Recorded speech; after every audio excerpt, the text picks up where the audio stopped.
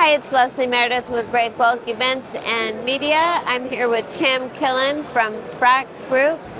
He has just finished a panel on energy transition. Welcome, Tim. It's so great to see you. Thank you very much.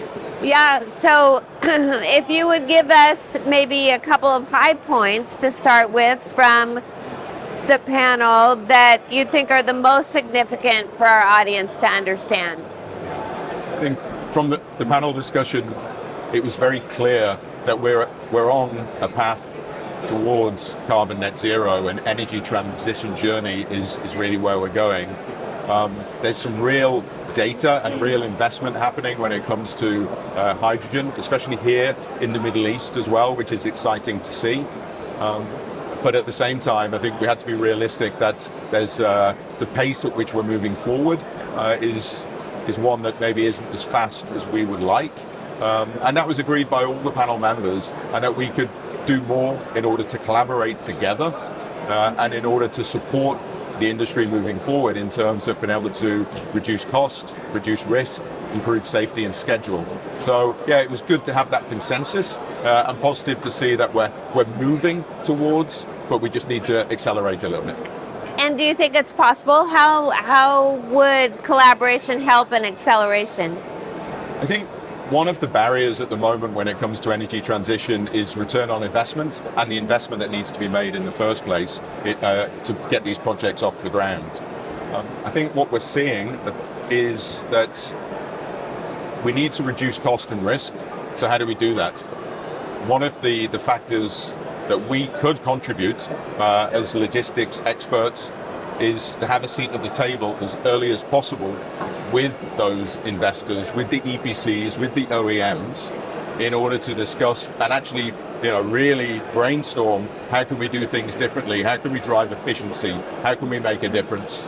And coming back to the topic of investment and return on investment, it's important that we explore the opportunities for standardization and replication. And what I mean by that is traditional energy projects have historically been bespoke. Each facility is designed, delivered and constructed bespoke. And that comes with a cost. If we can standardize certain commodities, standardize certain products within the energy transition arena, I think that could really bring accelerate that cost and risk reduction down, because you can look at then standardizing your supply chain. Right, yeah. Exactly, yeah. And do you see any particular components or areas where maybe are, easy wins, if you will? Yeah, I think in terms of standardization opportunities, yes. A lot of that comes down to the technology maturing.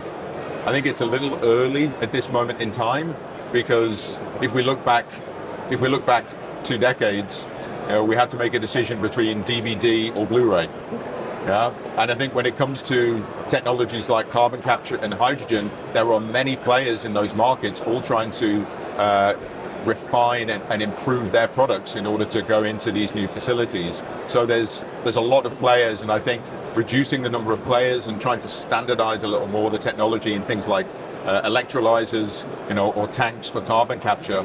I think that's something that we need to go through on that journey. But I think standardization is a big part of how I feel we could reduce the cost and accelerate the delivery time. Excellent. That is really, I think, a new concept, at least that I have not heard from the industry. And what a great way to have that goal and be looking for ways to standardize different aspects of the supply chain. I think that's great. Yeah. I think we want to support, and so having that opportunity to work with the correct stakeholders, we can add a lot of value. We're certainly excited as an industry because we're all talking about it.